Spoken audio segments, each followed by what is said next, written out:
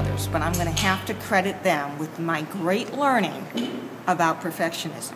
You see, I grew up with an older brother and a younger brother, and we hung out all the time, had all sorts of adventures, and I kept up with him every step of the way until one day.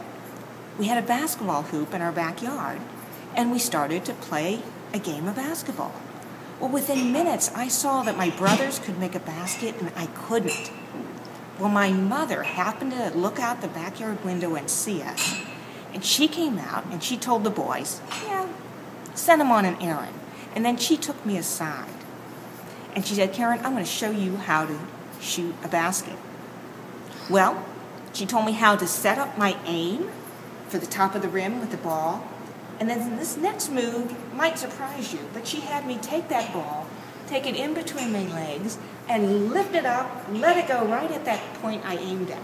And you know, within 5 tries, I heard the sound of a swish. It went right in the basket.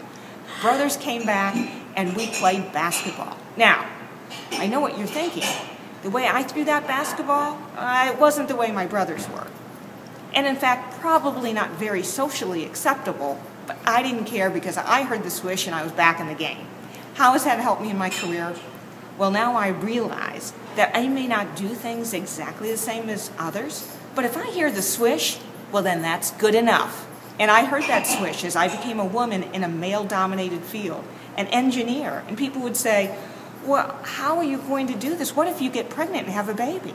Well, I got pregnant and I had a baby. I heard the swish. I just kept going. And eventually ended up as a vice president with 4 daughters and a husband that worked, and we made it happen. Yep, a swish is a swish. Thank you, Karen.